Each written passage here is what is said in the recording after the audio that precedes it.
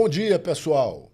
No ar, agora, através da Rádio Eldorado FM 87.9 e também através do canal do YouTube Otivista Paracatu, você ouve e assiste o programa Pimenta Malagueta. Apresentação: Antônio Vieira Tonhão, sou eu mesmo, e Otacílio Pereira.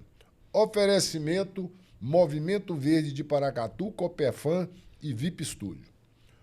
O nosso bate-papo de hoje é a respeito dos desafios da saúde. Estaremos conversando com o enfermeiro Isaías Neri. Bom, o enfermeiro Isaías Neri possui graduação em enfermagem e obstetrícia pela Pontifícia Universidade Católica de Minas Gerais, isso foi em 1983, mestrado e doutorado em Ciências da Saúde pela Universidade de Brasília, estudando hanseníase. Pós-doutor em Promoção de Saúde do CEAM-UNB 2014, com a publicação do livro Hanseníase, Avanços e Desafios. Membro da Academia de Letras do Noroeste de Minas, atualmente professor colaborador do CEAM-NESPROM da Universidade de Brasília, professor da Faculdade Texoma Finon e enfermeiro do Ministério da Saúde.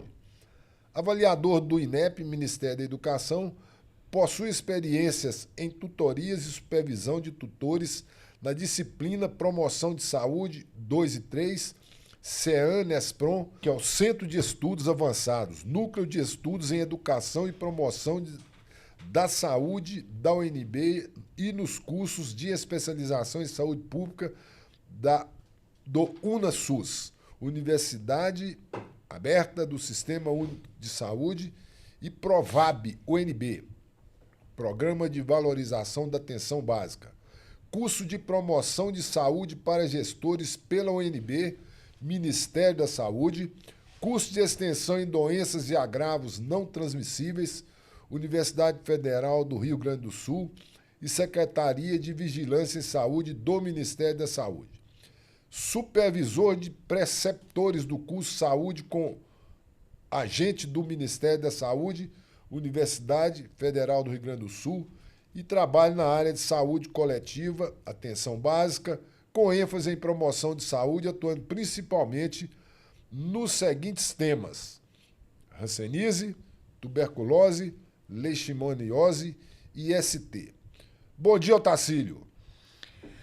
Bom dia, Tonhão. Bom dia você que nos acompanha aí pela Rádio Eldorado FM, pelo programa, através do programa Pimenta Malagueta e também no YouTube.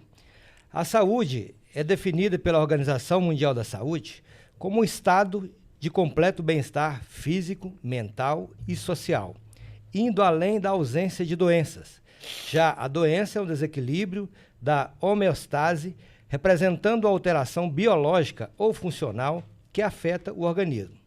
Ambos são processos dinâmicos e influenciados por determinantes fatores sociais, econômicos, estresse, etc. Vamos conversar com o doutor Isaías a respeito desse processo de saúde. Bom dia, doutor Isaías. Como que o senhor hoje avalia esse processo de saúde, esse conceito definido pela Organização Mundial de Saúde no Brasil? Bom dia a todos. Agradeço o convite, onde nós podemos debater um pouco sobre um assunto muito de interesse primordial na vida de todos, né, da população mundial, de modo geral, e principalmente do nosso país, que é um país ainda em crescimento, e eu vejo assim, com muita preocupação. Por exemplo, a Organização Mundial de Saúde, o maior parceiro dela era os Estados Unidos. E o atual governo, Trump, retirou todo o apoio que ele dava, que os Estados Unidos dava à Organização Mundial de Saúde, que representa muito dinheiro, muitos bilhões de dólares na Organização Mundial de Saúde. Só isso já seria um grande problema. Mas outra coisa que eu vejo assim, de muito preocupante é que eles colocaram como secretário de saúde do governo dos Estados Unidos um anti-vacinas. Então, ele interrompeu a produção de vacinas, o fornecimento de vacinas, em torno de 50 a 60 vacinas do calendário americano de vacinas. E isso vai gerar, já está gerando, um grande problema nos Estados Unidos, que obviamente vai irradiar para todo mundo. Não é? Os Estados Unidos, no ano passado, teve mais de 2.000 casos de sarampo. Uma doença que é prevenível, uma vacina comum, todo mundo tem, e já apareceram os primeiros casos, esses 2.100, se não me engano, casos de sarampo nos Estados Unidos. Também já apareceram casos, por exemplo, de paralisia infantil, né, naquelas comunidades de judeus que vivem fechados, mas só que eles não conseguem ficar 100% fechados. Eles produzem muitas coisas nas comunidades deles, mas tem que sair, né, para comprar alguma coisa, para adquirir, e quando sai, entra em contato com o mundo externo, porque ninguém consegue viver numa bolha o tempo todo, e aí já começaram a adquirir essas doenças. E aí eu fico imaginando o seguinte, eu como pai, tenho 2 filhos, né, você tendo um filho com paralisia infantil, que muitas vezes é para o resto da vida o problema, e aí tem vários níveis, né, graduação do estrago que a paralisia infantil provoca na pessoa, que a flacidez pode chegar no corpo todo da pessoa, a ponto dela não conseguir respirar, e tendo uma vacina disponível e a pessoa não adquiriu. Então, estou só colocando isso só para ter uma dimensão, né, que é um grande problema que nós estamos enfrentando. O governo Trump está no primeiro ano de mandato dele, ainda tem mais 3. Então, algumas coisas que a gente está vendo, ele recua, ele bate e depois recua, ele toma atitude e depois recua. Então, assim, isso reflete para o mundo uma insegurança, né? Principalmente para nós da área da saúde. O Brasil, assim, a gente vê, com relação ao Brasil, voltando agora para a nossa realidade, nós estamos soerguendo e reorganizando o SUS. Porque, infelizmente, a gente tem que falar, o governo passado foi um desastre completo na área da saúde. Ele desestruturou o Ministério da Saúde. E não sou eu que falo só isso. O que eu falo tem vários artigos, vários, né, acadêmicos que falam. E uma pessoa muito conhecida, que qualquer um pode ver no YouTube, é o professor Drauzio Varela, né, que coloca isso. Nós temos o maior programa de saúde pública do mundo, para uma população com mais de 100 milhões de habitantes, é o Brasil. Nossa população é mais de 200 milhões de habitantes. E o nosso SUS, ele é muito bom em relação ao que a gente vê externamente. Então, por exemplo, a China, se eu vou falar, a China tem um sistema de saúde muito bom, mas lá é pago. A população paga. Só que a China não paga como os Estados Unidos. Você vai lá, se fosse aqui, seria uma consulta em torno de 20 a 30 a 50 reais. Ou seja, é um valor que dá para pagar. A maioria da população conseguiria pagar isso. Não é? Nos Estados Unidos é o contrário. Nós, no Brasil, a expectativa de vida em 85 era 65 anos. Em 2024, era 76,6. Hoje, se for fazer, essas coisas baseiam-se muito no censo, né? Hoje nós devemos estar em praticamente 80 anos. E claro que eu estou falando de média. Porque Ou seja, a população está vivendo mais. Muito mais. Né? Por quê? Não é? Por causa das condições de vida, por causa de remédio, principalmente por causa de vacina. Voltando um pouco no debate do qual nós propomos aqui, que é falar de saúde de maneira geral, a gente, quando trata de saúde, e as pessoas comuns, a gente no dia a dia, a gente só pensa no problema do atendimento. E como a própria determinação, aí, o conceito de saúde, ele é muito além de você pensar apenas nos problemas das doenças, na sua avaliação, doutor, como que hoje a saúde do brasileiro, dentro do conceito de bem-estar, de saúde física, mental, não apenas, tão somente dos problemas oriundos de alguma moléstia ou coisa parecida, mas do ponto de vista da sanidade mesmo. O Brasil hoje tem as condições melhores do que há muitos anos atrás? Com certeza. População? Nós temos condições melhores, sim. Agora, a questão é como que nós estamos aproveitando ou não isso. Por exemplo, nós passamos por uma epidemia de problemas mentais. Grande parte deles provocado pelo estilo de vida que a gente tem hoje. Não é isso? Hoje até a academia pode te levar a um infarto. Porque a pessoa usa bomba e alguns, além de usar bomba, ainda usa drogas junto. Então, vocês verem rapazes e moças hiperfortes e que morrem cedo. né? Isso tem um problema que a gente vê nas academias do Brasil, tem gente escrevendo sobre isso. Temos agora a epidemia das canetas emagrecedoras, não é isso? Você vai, toma, eu vou tomar 2,5 miligramas, não sei o quê, depois eu passo para 5, muitas vezes sem controle nenhum. O Paraguai está exportando para o Brasil milhares de canetas emagrecedoras, porque todo mundo, no fundo, quer uma pílula mágica para resolver seus problemas. E isto não existe, porque você vai ter qualidade de vida em cima de alguns pilares, que é da prevenção de medicamentos, de vacinas, né, desde pequeno, alimentação, atividade física, próprio estilo de vida, lazer. A Organização Mundial de Saúde, há muitas décadas, já definia a saúde como completo bem-estar físico, mental e social, e não ausência de doença. Então, não é só tirar a doença de você. Porque, por exemplo, uma coisa que a maioria não pensa e acha que é bobagem, que é frescura, desculpa o termo, é, por exemplo, o descanso, o lazer. Nós, quando pensamos em descanso, o que a gente imagina? Um churrascão no domingo com feijoada, ou um churrasco que todo mundo vai comer até cair. Vai empanturrar de carne e álcool. Vai tomar todas. Ninguém é contra o álcool, né? E contra a comida, óbvio que não.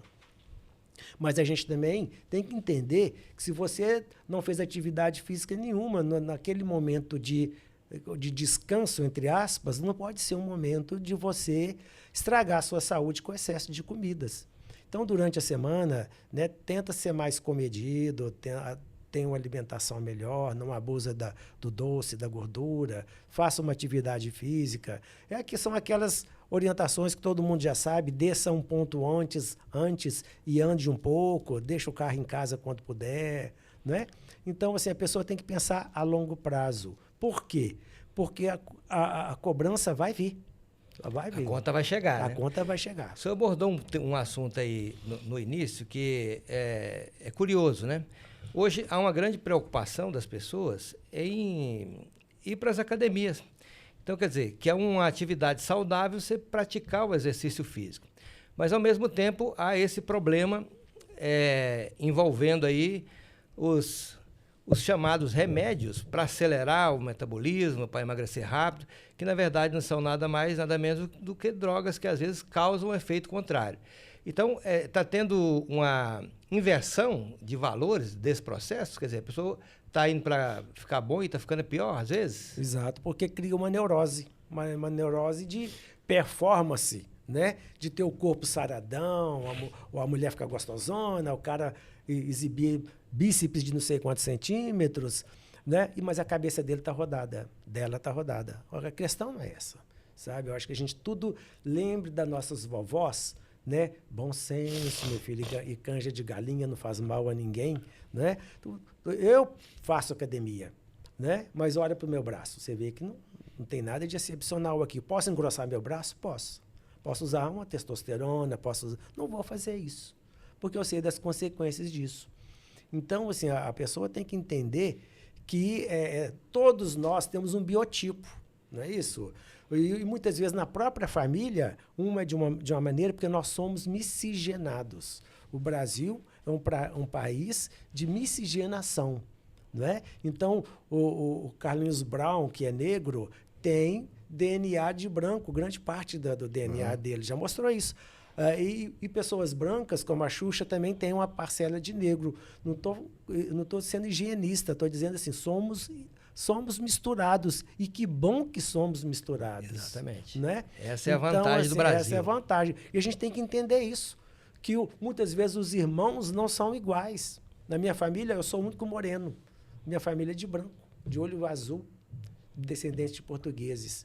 Mas teve um índio, uma índia, e eu nasci moreno. Somos assim. Né? Então, o brasileiro que vai querer morar nos Estados Unidos, muitas vezes porque é branco e acha que chega lá e vai se passar por branco, vai cair no pior da classificação deles, que é o latino. Não é nem negro, porque o negro eles consideram o negro africano, né? O afrodescendente. Né? Se eu falar algum termo errado, vocês desculpem. Mas então, assim, chegaremos lá, nós seremos latinos. Seremos pior do que Pior, entre aspas, né? Mais do que o seria uma negro. E aí mistura, o né? brasileiro ainda tem essa bobagem da discriminação por corpo, não é? Que eu vejo assim de uma estupidez, assim, de falta de leitura, de entendimento e de perceber que todos no fundo somos iguais. Né? E existe uma que eu chamo de misticismo, né, em relação à saúde e remédios. E a gente sabe, né, o senhor que é estudioso da área, sabe que o nosso próprio corpo, ele tem todas as condições de se manter saudável, depende da postura que a gente resolve adotar para ele. Mas hoje no mundo tem uma indústria que é de remédios. E todos os dias a gente vê um lançamento, um remédio novo. A gente que vai nos hospitais, chega o médico, já tem a receita pronta para quase todos os pacientes que chegam lá. E esse conceito de remédio nem sempre ele está associado a bem-estar ou à saúde. O que o senhor pensa disso? O que o senhor acha disso para esclarecer o nosso público? Tem uma frase que define isso que o senhor acabou de falar. A medicalização da vida. Queremos sempre uma pílula que vai resolver o nosso problema. Não é isso? Elvis Presley tomava remédio para acordar, para ficar remédio para dormir, para relaxar. Eu chegava a tomar 100 comprimidos no dia. 100. E com acompanhamento médico. Esse médico aí eu coloco entre aspas. Né? Então, assim, todos nós temos uma caixa de remédios em casa. Né? E muita gente dá palpite para o outro, né? Toma tal coisa, né? E assim, a gente valoriza muito a medicação, né? Como se ela fosse resolver tudo. A medicação é importante? Nós utilizamos muito no serviço que eu coordenei até há pouco tempo, porque agora eu estou aposentado, então só fazendo uma retificação um pouquinho no meu currículo, que eu esqueci de mudar, porque eu já estou aposentado, mas eu vou lá como voluntário, né? Nós utilizamos o remédio. O remédio é importante, o remédio é necessário. Mas ele não é o mais importante nem o mais necessário. O mais necessário é você se conscientizar do que aconteceu e do que você pode fazer para poder auxiliar, para poder controlar ou erradicar aquele problema que você tem. E a causa da doença. E a questão, por exemplo, da saúde mental, que você já colocou, eu não sou especialista em saúde mental, mas eu tenho 40 anos de profissão, e a gente vê, e na nossa área, a gente estava conversando ontem sobre isso lá no serviço, né?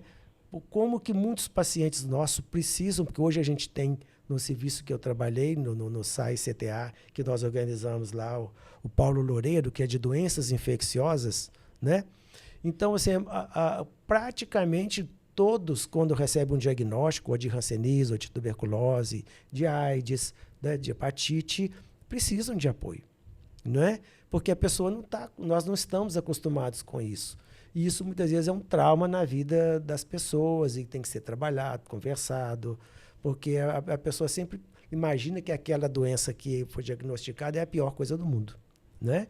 Então, é muito necessário a gente trabalhar com essa questão dos mitos, dos medos, né? Muitas vezes a pessoa tem, mas o companheiro não quer que o companheiro, que a companheira saiba.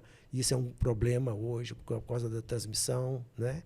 E nós temos na nossa área uma legislação muito rigorosa que permite até a prisão do profissional que der informações sigilosas, né? Então a gente tem que ter um cuidado muito grande com o sigilo, porque nós temos que respeitar a vontade das pessoas, mas a pessoa também tem que colaborar, né? Então, por exemplo, você é casado, vamos imaginar, você tem que falar para sua companheira que você está fazendo tratamento, mas nós não podemos te obrigar a falar com ela, entendeu? A gente pode falar, olha, se você passar a doença para ela sem avisá-la, ou sem se precaver, por exemplo, usando camisinha, quando eu estou falando para ela, para ele, né? Porque nós temos muitos homossexuais também, homens que fazem sexo com homem, mulher com mulher e tal. As pessoas têm que se precaverem, têm que conversar. Eu não consigo imaginar um casal, seja hétero ou homo, onde os dois estão juntos muitas vezes há anos e não conversam essas coisas um com o outro. Ô Isaías, mas vem aqui. Eu quero que você me explique o seguinte.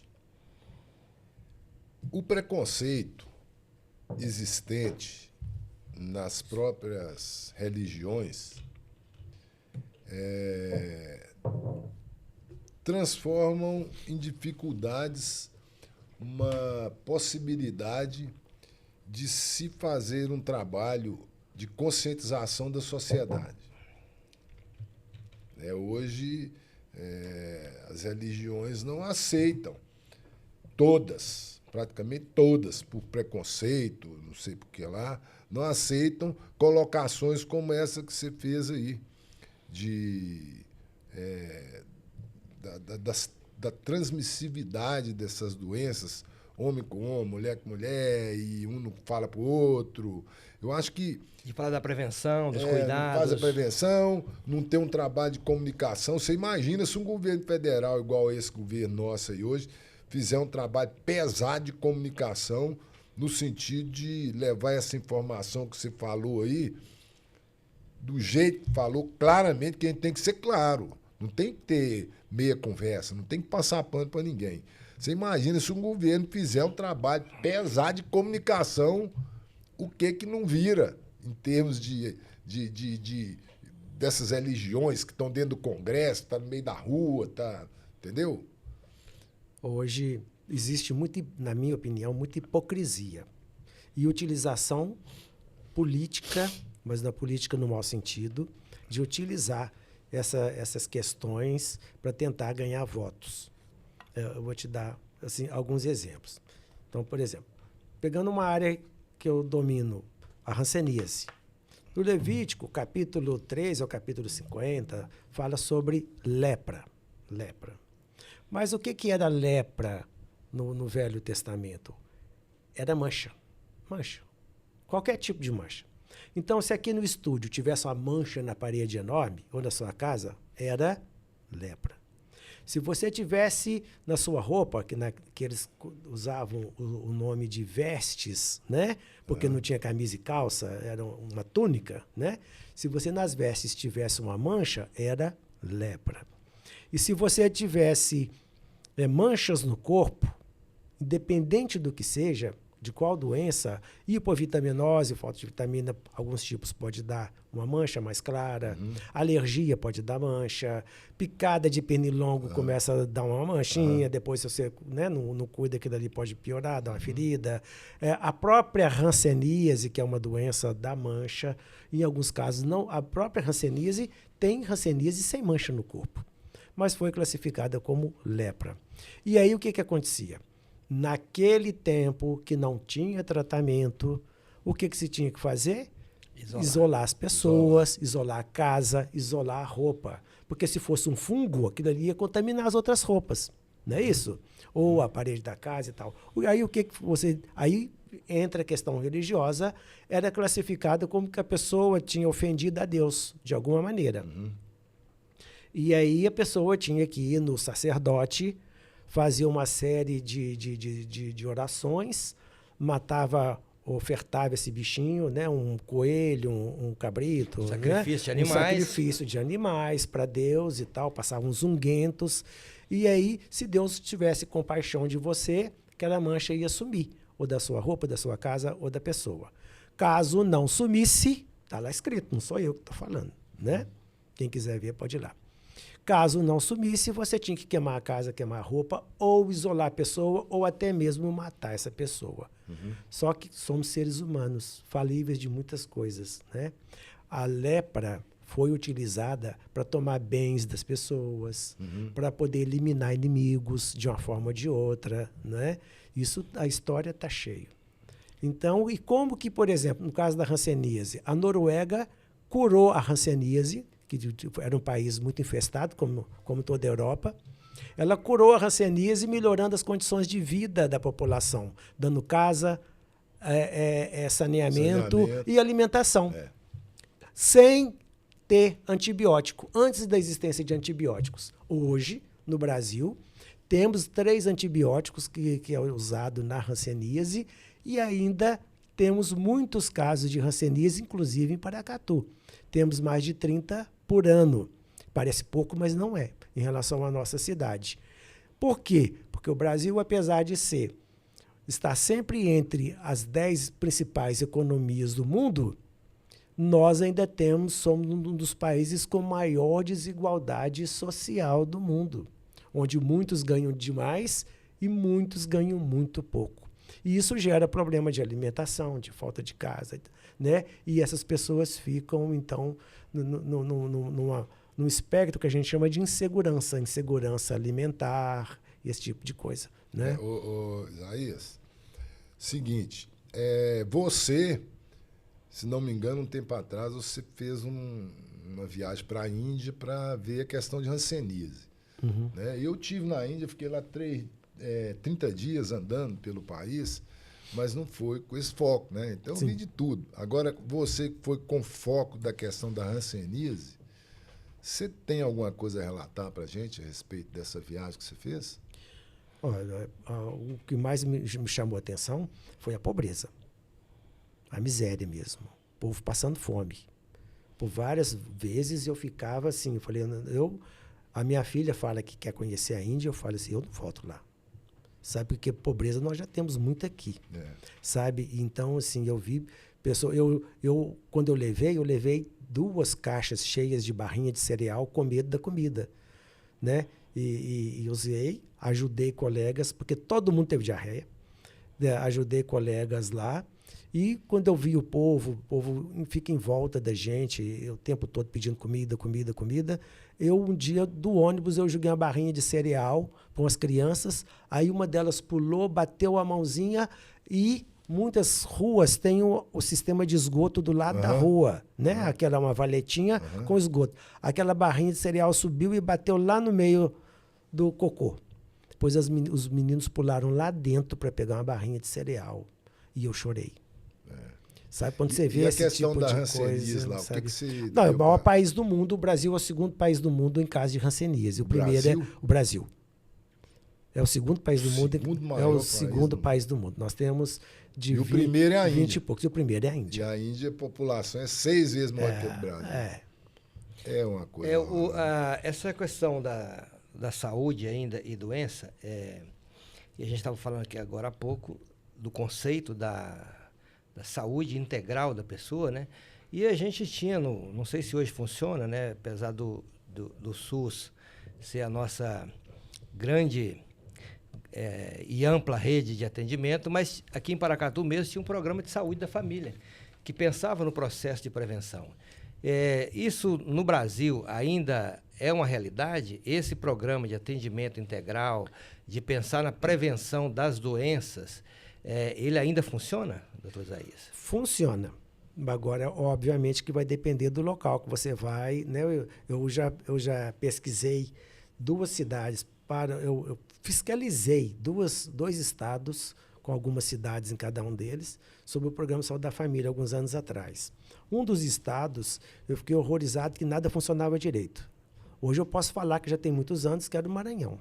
Nada funcionava, sabe? Então, assim, a gente percebia claramente que as coisas ali estavam sendo empurradas, né? Então, assim, depois eu fui em São Paulo, era bem melhor. Em Paracatu, esse programa começou, se não me engano, em 94. Hoje nós temos a cobertura da zona urbana toda, né? São mais de 20 equipes e que elas têm que trabalhar a prevenção. Lembrando a vocês que no governo passado, eles tentaram privatizar a atenção básica, o que é um absurdo. Como é que você, por exemplo, tem hoje as OS, né, as organizações sociais. Funciona razoável em alguns locais e péssimo em outros. Por quê? Eu não consigo entender a lógica. Como que você tira dinheiro do SUS para dar para uma empresa vir administrar, por exemplo, o nosso hospital? É mais dinheiro que vai ser gasto, que poderia ser aplicado todo ele no hospital. Então, assim, mas tem muitos problemas de administração. Corrija, é só indicar pessoas, bons administradores, que não são cargos de confiança. Na saúde, eu tenho um pensamento seguinte, que eu sei que não é assim, mas é o meu pensamento, que eu vou morrer com ele, por enquanto, até hoje. Sabe, eu nunca mudei. Saúde e educação são áreas estritamente técnicas. Não deveria ter envolvimento político partidário. Tem que ser política de Estado. A sociedade tem que definir aquilo que ela quer Isso é feito por todos os governos. Por E profissionais. aquele que foi eleito tem que seguir.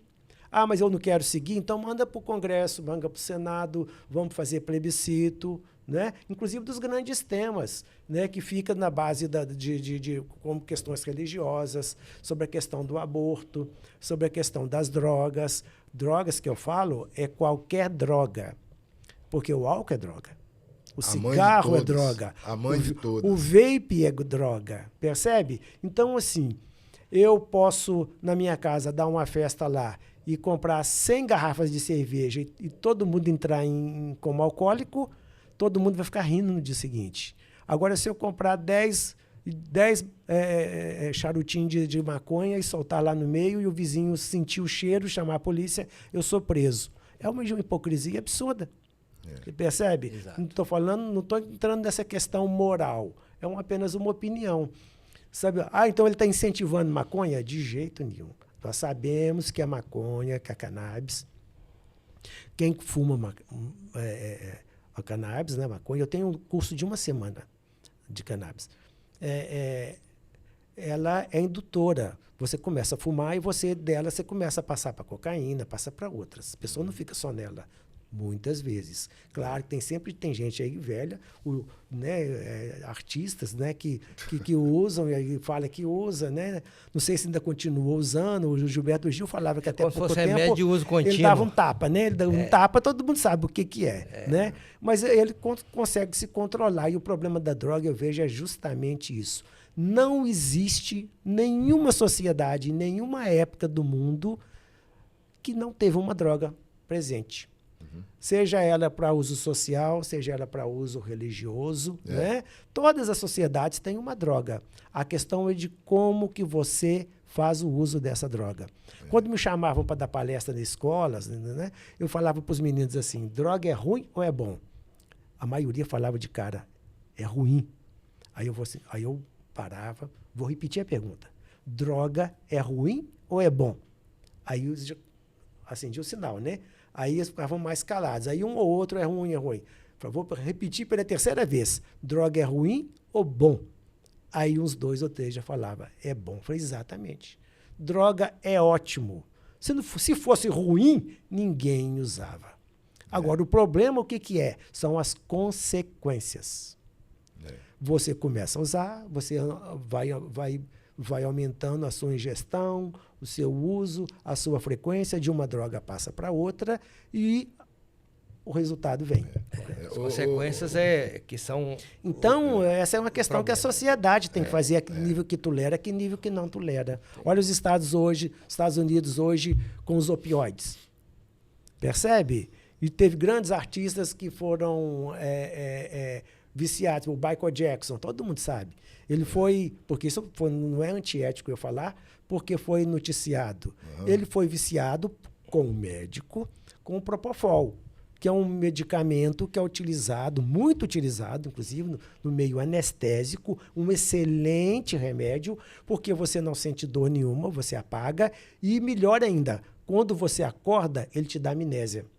Então, se tirar a sua perna, entendeu? Você se tiver coberto lá, você não sabe que tirou sua perna. Alguém tem que te falar. Então, assim, ele foi usando isso na casa dele. E teve uma parada respiratória, porque é um anestésico. Brabo. E morreu. Então, percebe o que é? O que é a droga? A medicação e a droga, o limite é muito tênue. É igual falar assim, o que é sexo e o que é vulgar. Muitas vezes o limite... Você fala que entre o remédio e o veneno, a diferença é a dosagem. Né? Exatamente. Ô, Isaías, o papo tá bom, mas eu tenho que aproveitar a oportunidade sua aqui, porque de 97 a 2000, nós trabalhamos no governo de Almir. Você foi diretor do Hospital Municipal.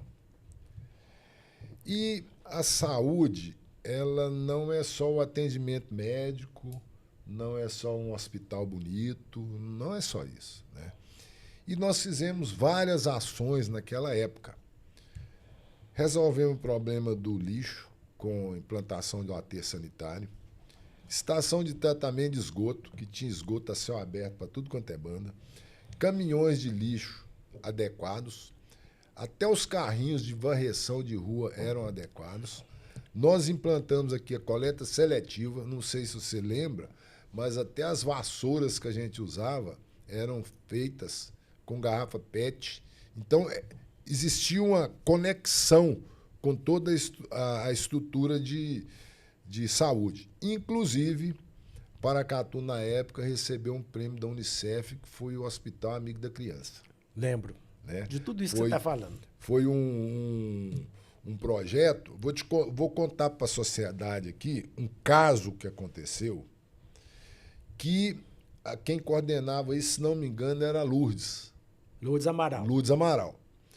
Aí, quando o município foi premiado, não sei se o Tassi lembra disso, ela foi na Câmara falar para os vereadores, dar a notícia, porque é uma notícia grandiosa, afinal de contas, com toda a dificuldade, Paracatu tinha um reconhecimento internacional. Um reconhecimento que não é qualquer um, parece que foi o único no Brasil na época, né, que foi a amamentação, né, o programa de amamentação.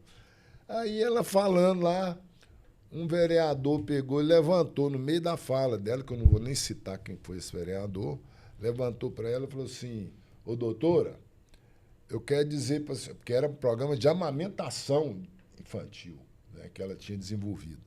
Aí o vereador virou para ela e falou assim: ô doutora, eu vou falar com a senhora uma coisa. Desse produto que o senhor está falando aí, eu só entendo da embalagem. Você lembra desse fato? Que não, isso aí falou na Câmara de Vereador, o vereador falou isso, porque ela estava falando de aleitamento materno. Então, um horror o que a gente passou na época, né? E não sei também se você lembra, a arrecadação de Paracatu, 97 a 2000, uma população de 76 mil habitantes, a arrecadação em 4 anos foi de 70 milhões. Em 4 anos. Uma população de 76 mil. Hoje a arrecadação de um mês é quase 90 milhões aqui em Paracatu. E a população aumentou 20 mil habitantes, foi para 94, 76 para 94. Então, você imagina se a gente tivesse recurso naquela época, a gente pensava de um monte de alternativa. Você lembra muito bem a questão dos terapeutas holísticos. Os terapeutas holísticos, o pessoal de 50 anos, por aí, deve lembrar dos terapeutas que faziam fila nos postos de saúde e era um sucesso quando eles chegavam aqui. Um sucesso, que todo mundo queria ser atendido por eles, que era o quê? Uma terapia alternativa, né? E foi um governo, pelo meu entendimento, foi um governo revolucionário, porque a gente não tinha recurso. Não tinha. Para a gente comprar 3 caminhões de lixo novo, foi um Deus nos acuda, né? Porque não tinha recurso para nada. Parceria, a gente até carrinho de varrer rua, era parceria, empresa que doava aquilo outro, né? Agora, em cima, outra coisa, equipe de saúde da família. Você falou que aqui deve ter umas 20 hoje? Mais de 20, né? Mais ou menos. Acho que são 20, não tenho certeza, acho que são 22, se não me engano. 22. Você lembra quantos tinha no governo de Almir? 12. Foi criado no governo de Almir. Uhum. Não foi isso? No governo de Almir, que iniciou o programa de saúde da família aqui. Foi criado 12 equipes. Isso há 27 anos atrás. De 12 foi para 22. Então, você vê que ainda cabe mais. Embora você tenha falado aí que dá para atender, não sei o que lá, não sei o que lá.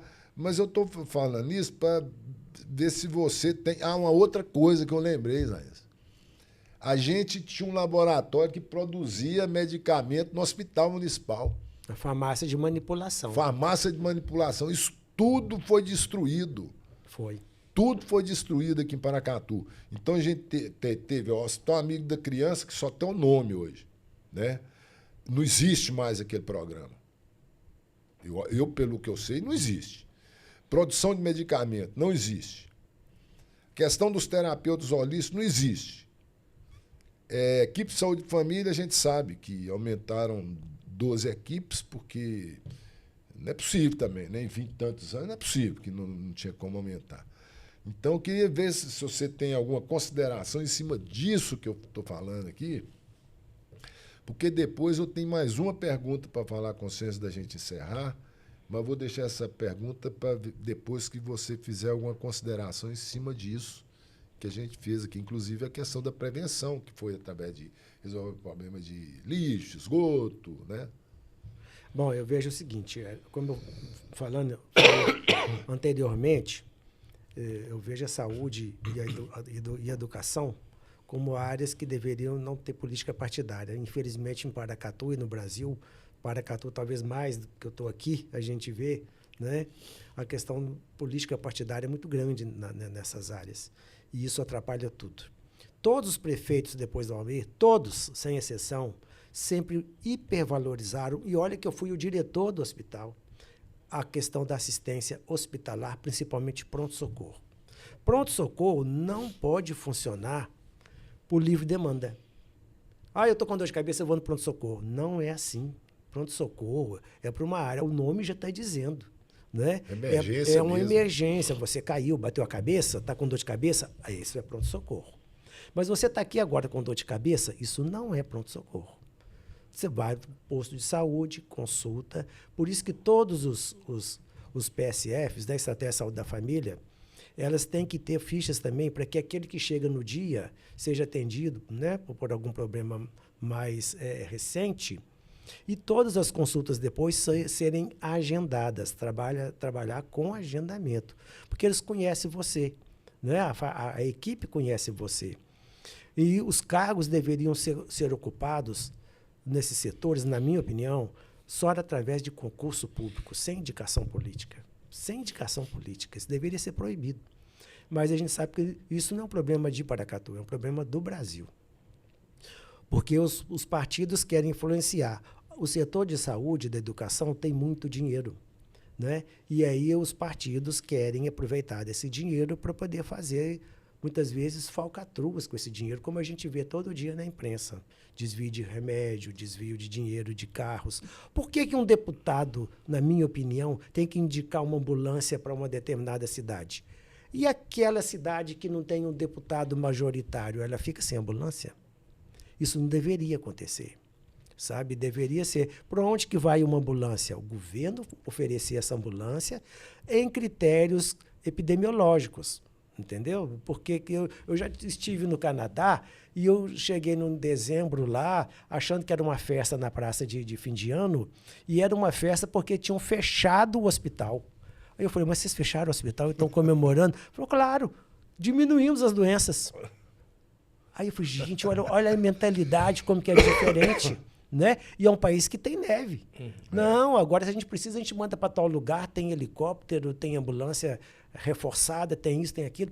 Então, assim, no Brasil, todo prefeito quer construir um hospital que muitas vezes funciona mal e porcamente. Porque não tem equipamento, quando tem equipamento não tem quem opera, quando tem quem opera não tem manutenção. O aparelho quebra e ninguém conserta e depois tem que comprar um novo, fica mais caro.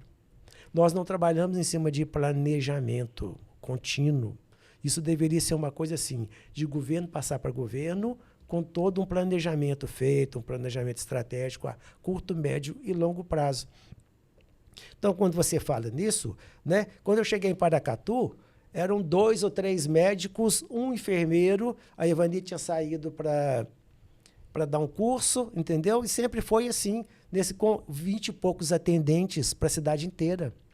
E toda a cirurgia a gente tinha que entrar e tal. E assim, era um desespero, porque era Natal, Ano Novo e tal. A gente fazia, tinha que estar lá presente. Então, assim, eu vejo assim que é muito dinheiro que eu vejo e muito que é gasto, inclusive em Paracatu, que ela está passando por um período de bonança muito grande, né? Que muito dinheiro sendo injetado na cidade, né? E que está aproveitando relativamente mal esse dinheiro. Não está preparando a cidade. Não está preparando a cidade para o futuro. E eu vejo assim, que se fosse comigo, eu não quero esse cargo, não sou político, todo mundo já viu, nunca participei de uma reunião política, mas eu falo em nível técnico. Eu começaria por... Você não constrói uma casa começando pelo telhado. Você começa pelo básico. Reforçando a atenção básica em toda a cidade, indo para a zona rural, inclusive. Você citou o Governo Almir. No Governo Almir tinha 2 ônibus que faziam zona rural, você lembra? Lembro. Começou com o Manel Boy, não foi? 2 ônibus, que é educar plantando, uma coisa assim, né? Uhum. Então tinha 2 ônibus que fazia e tal. E é assim, eu Tinha faria um programa de saúde bucal também. programa de saúde bucal, ia Fantástico, né? dentista. Então, assim, eu vejo, ó, a cidade avançou, avançou. Paracatu tem uma má qualidade na atenção à saúde? Não. Quando eu vejo os municípios vizinhos, não dá para comparar. Nós estamos muito mais avançados, mas é muito mais avançados. Então, assim, o governo teve seus méritos? Teve. O município tem que aplicar 15% na saúde. Ele aplica mais que o dobro. Ele aplica mais que o dobro. Então, assim, o dinheiro está sendo aplicado na saúde mesmo. Mas assim, eu pensaria em setores para funcionar a longo prazo. O CTI é bom? É. Claro que é. Mas eu já vi vereador, você citou vereador aí, teve um vereador, eu também não vou citar o nome dele, que eu fiquei assim abismado. Parou em frente ao nosso serviço com um caminhão de som na época da eleição e falou, eu vou trazer para Paracatu um hospital para fazer transplante de coração, para fazer cirurgias no cérebro, para fazer não sei o quê. Aí, transplante. Quem é que não quer um hospital que faça transplante? Mas qual o custo disso? A cidade banca isso por quanto tempo? Então, assim, as pessoas têm que entender que quando vota, tem que votar em pessoas que valorizem a cidade, que valorizem a saúde, que valorizem a educação.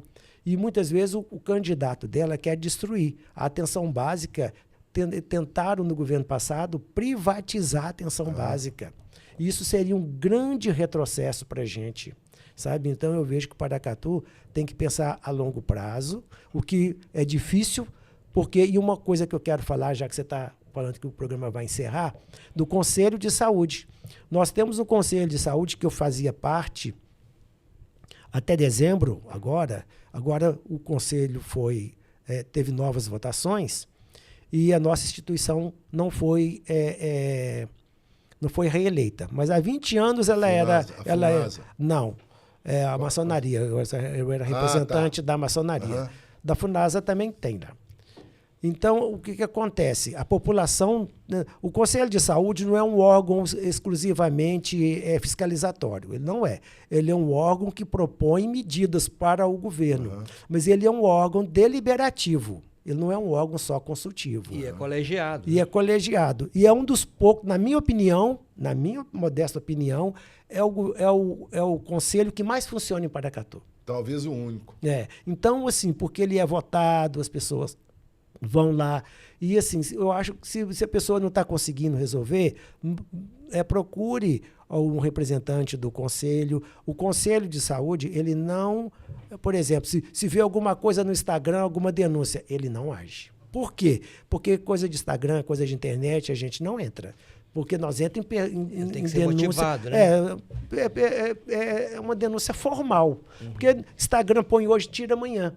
E aí, como é que você vai entrar nisso? Muitas vezes tem outros interesses ali. Exatamente. Então, tem que escrever o nome e tal, e o conselho vai tomar as medidas que ele achar por bem, vai encaminhar e depois vai dar sequência àquilo. Eu acho que se todos os setores da sociedade estiver envolvido para ajudar a discutir a cidade em todos os aspectos, assim como faz no Conselho de Saúde, a gente tem condições de pensar uma cidade sustentável, né? Que é o que nós estamos debatendo aqui. Exatamente. Nós estamos num momento de bonança, de recursos, de bastante recursos, de oportunidades, e que não está sendo preparada para a escassez. Aí nós falamos, inclusive, dessa situação dos medicamentos, né? O próprio governo federal está estimulando os fitoterápicos no SUS. E essa produção dos fitoterápicos, ela pode e deve ser conduzida pelo município. Não justifica se produzir os fitoterápicos em outro estado, outra região, e trazer para cá. Então, temos que estimular isso aqui. Como era feita a manipulação da farmácia de manipulação, voltar a estimular, né? Nós temos aqui em Paracatu um hospital escola, uma universidade de médicos que está aqui. Então, nós precisamos de aproveitar essas oportunidades para construir saúde definitiva e não espaço de venda de remédio, que é o que ocorre, né?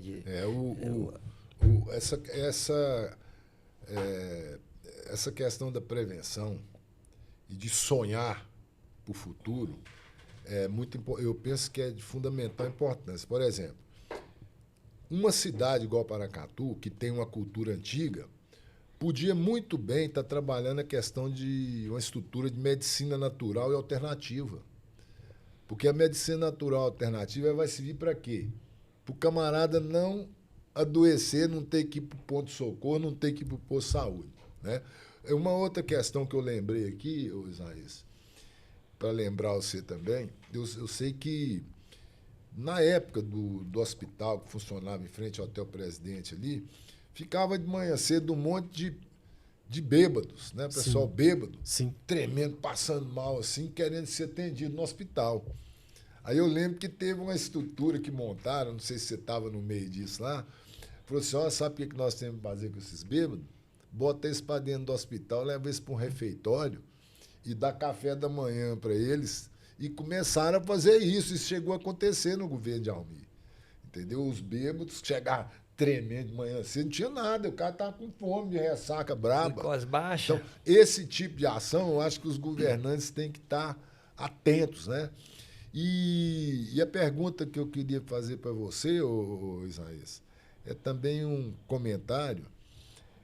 Até a gente vai fazer um programa aqui breve a respeito do canabidiol. Os preconceitos que existem em torno do canabidiol. Porque o canabidiol ele é derivado da mesma planta que o pessoal conhece como maconha. Né? Claro.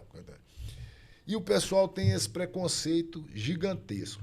Por outro lado, eu fico vendo uma planta que nós temos aqui na nossa região, que chama fava-danta, que é conhecido como favela, que é fonte de renda para o pessoal da zona rural. E eu estou dizendo isso aqui, trouxe a ideia da fava-danta, exatamente para mostrar para as pessoas que todos os medicamentos existentes, o princípio ativo vem das plantas, vem da natureza. Essa fava-danta mesmo, ela é utilizada para fortalecer vaso sanguíneo e capilar, tratar varizes, hemorroides e problemas circulatórios. E é mandado para o exterior para produzir lá os medicamentos. Né? Então, eu queria falar com você a respeito dessa questão da hipocrisia sobre o uso do canabidiol, que ele é de fundamental importância hoje.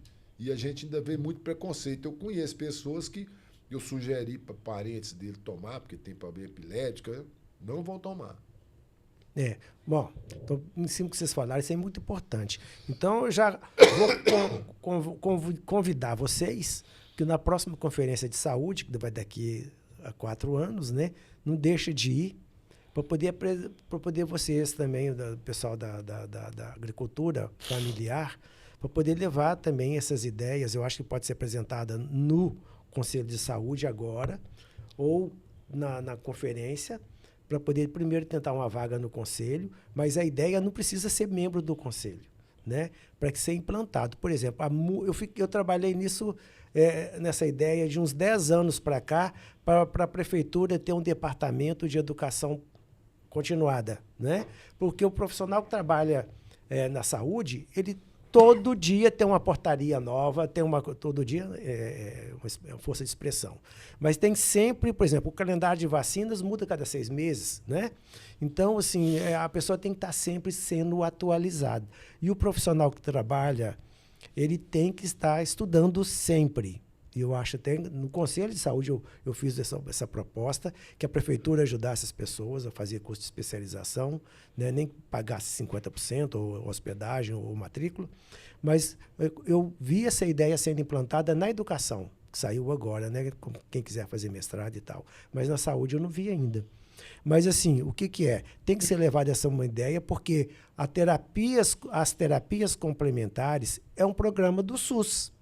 Algumas cidades fazem, inclusive com homeopatia, faz com a acupuntura, vários espectros de fitoterapia, e isso aí entra, né, o que você acabou de falar, inclusive essa planta, eu não conheço, mas assim, Deve ser boa, mas se tiver estudo sobre ela, nada impede que isso seja implantado no município.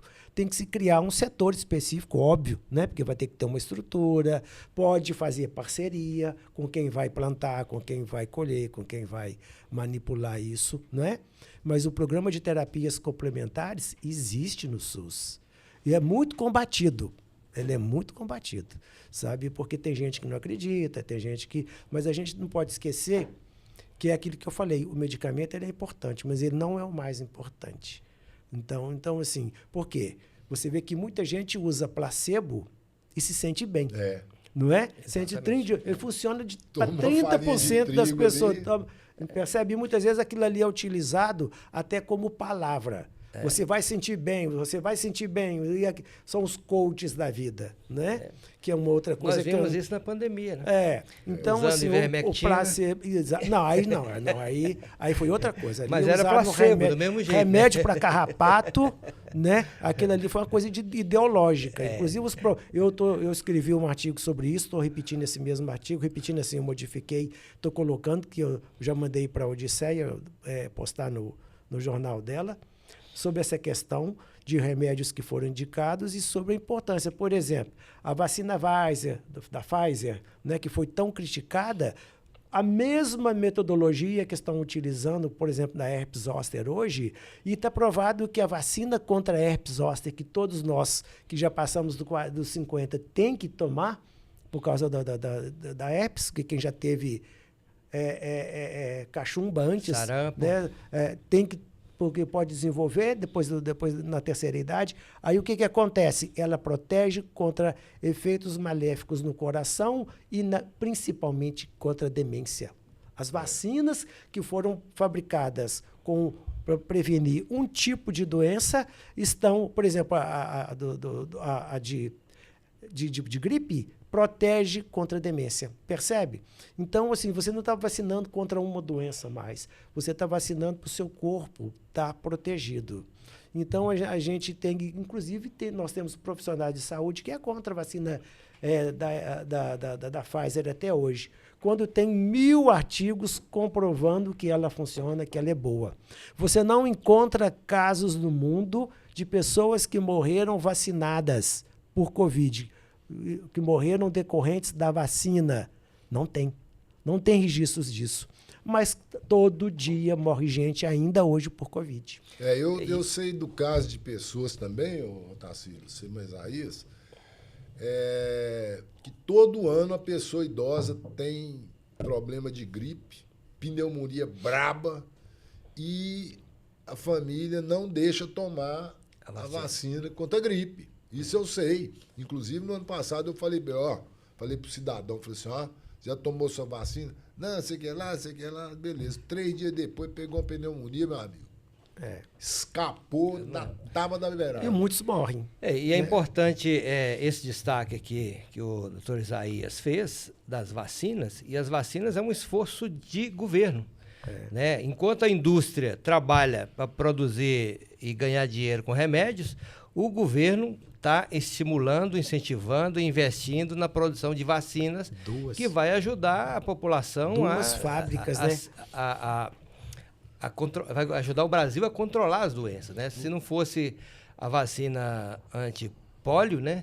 Anti-sarampo, o Brasil ainda estava na era das cavernas. Duas fábricas que vão produzir milhões de doses, a da Fiocruz e a do Butantan, Fiocruz no Rio de Janeiro, Butantan em São Paulo. E outra coisa muito importante que poucas pessoas perceberam, mas são milhões de pessoas beneficiadas, produção de insulina no Brasil. Exato. Né? Aqui em Goiânia, em Minas, se não me engano, Montes Claros, né? E em Goiânia. Então, assim, isso ajuda muito porque tira a dependência do mundo. Exato. Né, que a gente tem. E no caso específico das vacinas, é importante destacar que elas são prevenção, né? É prevenção. Você está trabalhando a prevenção, nós estamos falando aqui da saúde preventiva, né?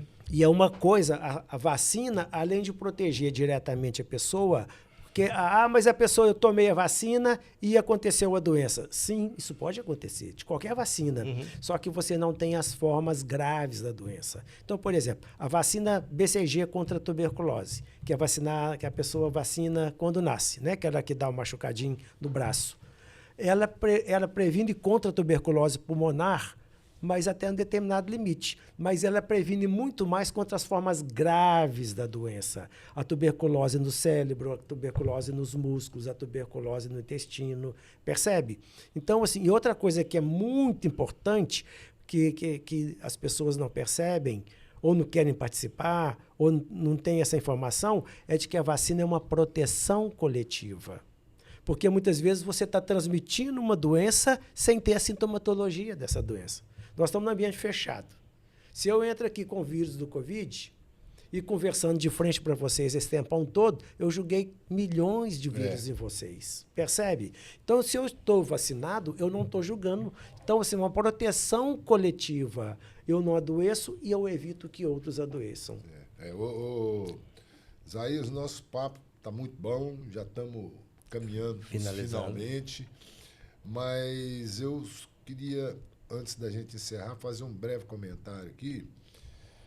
Eu, como atuo na área de meio ambiente aí há quase 50 anos, né, eu defendo muito a medicina natural, a medicina que vem das populações tradicionais, né, inclusive até benzeção. Sabe? Eu acho que isso tudo a gente tem que usar em vez de... Porque tem gente que a muleta deles é religião, né? Mas a benzeção não é um tipo de religião, não seria mais ou menos... Olha, teve um estudo na UNB fantástico, que foi pouco divulgado. Ele mostrou o seguinte, um pesquisador que foi chefe de departamento lá, de neurociência, ele pegou um grupo de pessoas com câncer de mama, mais ou menos com o mesmo perfil de doença, de idade, etc, etc. E aí ele colocou um grupo de freiras rezando para aquelas pessoas, só com fotografia, sem ter contato direto. E o outro grupo, ninguém rezou. O grupo de pessoas, que as freiras, que não conhecia, só tinha a fotografia, melhorou 20% ou 30% em relação aos outros. E a benzeção, eu acho que funciona... Se ela já funcionar como placebo, já funcionou. Não, e se a pessoa acredita... Por quê? Porque melhora o sistema imunológico. Exatamente. Melhorou o sistema imunológico, seja ele o que for. E a transposição de energia. Exatamente. Mentaliza a pessoa sendo curada, né? Você está enviando boas vibrações de cura. Eu acredito muito na benzeção. Não vou nem levar pelo lado da fé, não, sabe? Mas se a pessoa analisar, bom, pelo menos quando eu era criança, eu observava que as plantas utilizadas na benzeção eram praticamente as mesmas. Era arruda, arnica, né? Então, isso aí que acontece. Eu acredito que quase a totalidade do efeito da benzeção no cidadão vem da energia das plantas, desse princípio ativo das plantas, entendeu? Então, isso aí é um princípio, né, meu. Agora, além disso, nós esquecemos dos raizeiros, né? Dos raizeiros, sim. Bom, você que chegou agora, nós estamos finalizando o nosso programa já, mas batemos um papo aqui com o nosso doutor Isaías. Ele que foi enfermeiro durante muitos anos, né, em Paracatu, mas tratou de especializar. Então, não é só enfermeiro ou técnico de enfermagem, como muita gente faz, né? É doutor e com muita experiência, muito conhecimento na área da saúde. E nós estamos finalizando e a gente queria agradecer o doutor Isaías pelo tempo aqui com a gente, pela exposição dos fatos, né? E é importante a gente tratar disso de maneira séria, né? Aqui é um programa informativo, nós procuramos levar informações para a comunidade. Então, deixa aqui o nosso espaço para o doutor Isaías fazer o seu agradecimento, suas considerações finais. Eu agradeço o convite, agradeço as pessoas que escutaram o programa.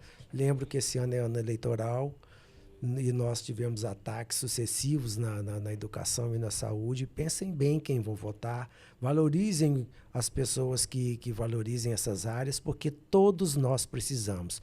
Todo mundo utilizou o SUS hoje. Quando eu bebo uma água, como aqui agora, a Anvisa fiscalizou essa água.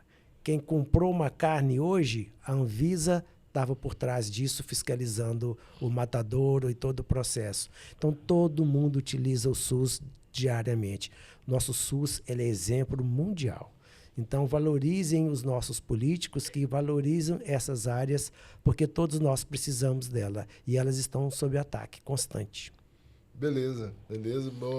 Isaías, muito obrigado a você. Eu queria agradecer aqui mais uma vez ao pessoal do apoio nosso, né? A Rádio Eldorado FM, ao Movimento Verde Paracatu, Coperfan, ao VIP Studio, que é o pessoal do estúdio aqui que cede pra gente. É um programa que não tem fins lucrativos, não tem patrocinador nenhum, não queremos também, entendeu? Que a gente quer um programa para levar a verdade e a realidade dos fatos para as pessoas, beleza? Muito obrigado vocês. Até o próximo sábado, né, Tarcísio? Obrigado você aí pelo acompanhar o nosso programa, aqui pela rádio, também pelo YouTube. E vamos estar juntos no próximo programa, se Deus quiser, com mais um programa, com mais uma novidade, porque a nossa função aqui é botar pimenta no tempero. Um abraço e fique com Deus. Até mais, um abraço. Até mais, obrigado. Arara é um arco-íris, rara cor azul, anil. Ar aos ventos com seu verde folha, acende as matas com seu vermelho febril. A arara que poderia ser o símbolo do Brasil. Cor de ouro, cor de mel e cor de cobre, nobre aquarela sob uma tela, pátria das cores mil. Arara vem, arara vai, arara tem todo o direito